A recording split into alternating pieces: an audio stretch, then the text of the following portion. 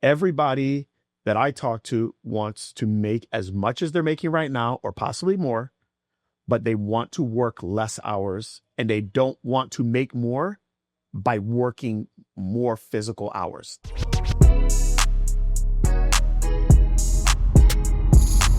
This is Secrets for Success. Welcome to the Secrets for Success podcast. I'm your host, Greg Todd. Thank you, as always, for joining me. Don Morgan, I want to welcome you to the podcast. Thank you. I'm excited to be here. Yes. So for those that don't know you, why don't you tell them who you are and what you do in your business? So my name is Dawn Morgan. I am a physical therapist that does a lot of manual treatments. I work out of a CrossFit gym, and I see a lot of athletes. I also work with some of the general public clients as well.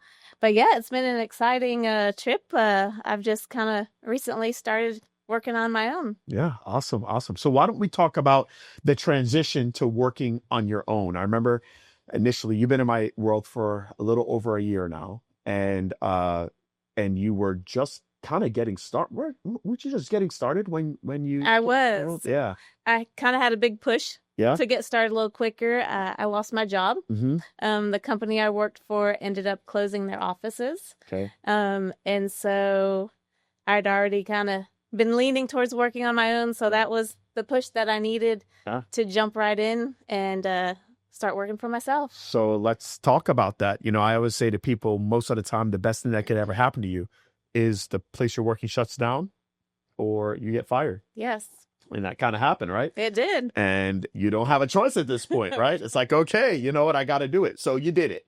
And you decided to go out on your own. And I think you found me pretty soon after, right? I did. I was following you before. Okay. So, okay. Yeah. All right. But yeah, I did a couple job interviews for new jobs and had some offers, and I couldn't go back to that same style. That same style. Yeah. What was it? High volume?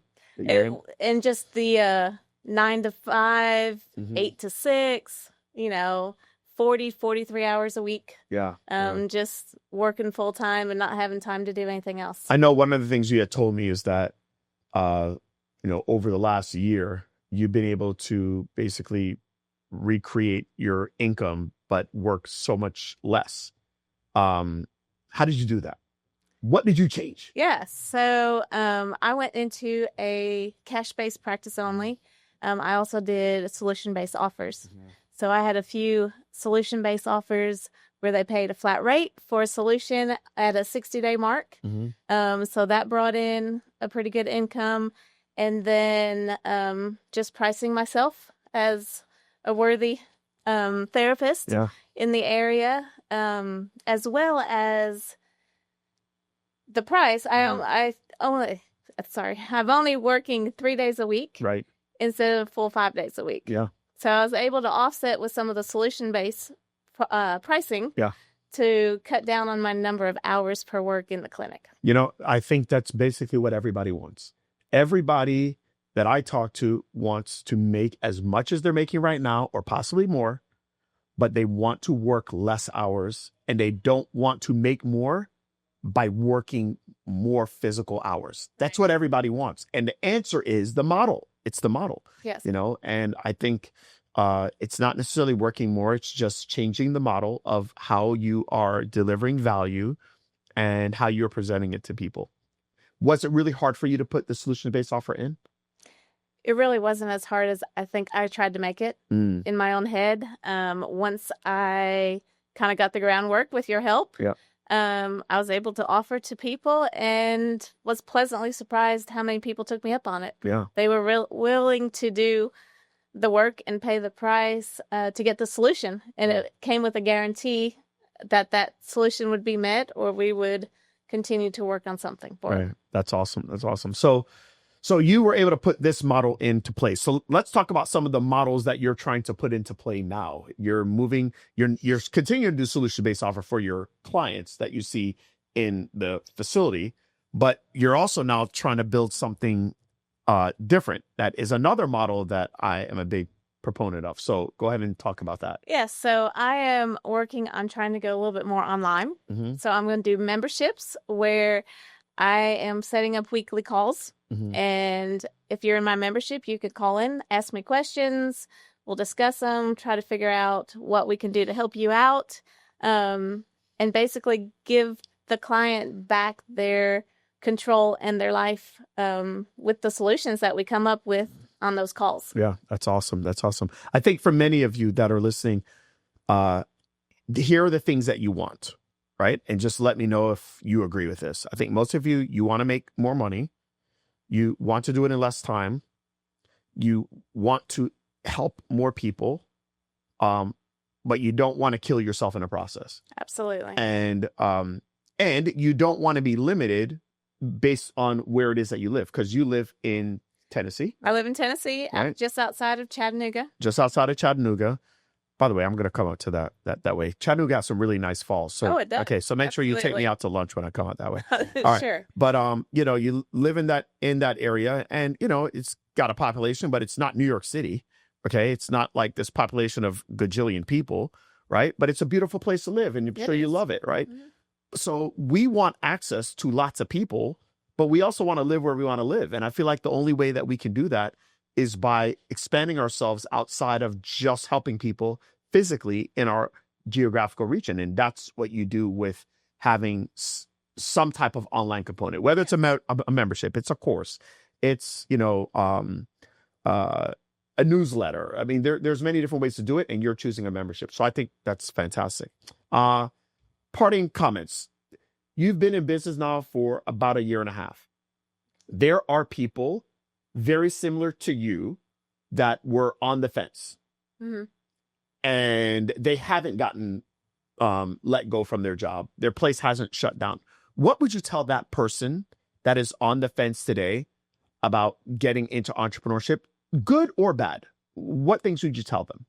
So there is a difference in the work. There's always work. You have work to do, but you get more flexibility. You can, like you said, help a wider, broader range of people, Mm-hmm. and not just the ones that can physically get to you. You can help those that can't get to you. Right. And it's just, you got to take a leap of faith. Yeah. You just have to jump all in and go ahead and do it and just get it done. Yeah. One of the big things I think that people get twisted a little bit about entrepreneurship is the fact that entrepreneurs have downside and they have upside. And I told you guys today, we're just finishing up an event here. And I told you guys today that an entrepreneur is someone who's willing to own and operate a business and does so at a financial risk. But a very savvy entrepreneur minimizes their downside. We still have downside, Mhm. right? Things could go bad, but we try to maximize our upside, right? So like you creating a membership, and if you get thousands of people to join your membership, that's maximum upside, Right. right? Okay. And what you're paying to invest into that membership, there's downside, but it's minimum downside, right? Okay. When I start a business, I try to start a business with maximum upside. And there is downside, but you know what else? There's downside to working for someone too. Absolutely. And I think you experienced that. Yes. Like you weren't in control of whether you were fired or not. They shut down Mhm. and you had to go with them. So I think when you're working in a setting like that, you don't have maximum upside, but you still felt the downside, Oh, right? absolutely. And yes. so it's just something for us to all understand that, yes, the jump is there and you have to take a leap of faith. And I 100% agree with you. But there is also a risk to not doing it and not going in the path that is going to potentially give you maximum upside. So I think that's a huge thing. And I'm really happy that you were able to do this and go for it. And I'm really proud of everything that you've done. Is there any parting comments or thoughts that you want to give to people? Just that, if you are thinking about it, Yeah. if it's in the back of your mind, it's something that's telling you to do it. Yeah. And you just have to do it and go full force into it and just get out of that rut of being stuck working for somebody else, being told when to show up, when to leave, and how many people to do, or even what you can and can't do with those people. Yeah. I think that's huge. That's huge. I think many of us were looking for clinical freedom. We're looking for time freedom, looking for financial freedom. For me, when I started, I just didn't want to be told what to do with my patients. I was looking for clinical freedom. Yes. But then eventually I got the financial freedom. Then from the financial freedom, I got the time freedom. So I think you're well on your way, Dawn. Thanks for being on the podcast. Thank you. I appreciate it. All right.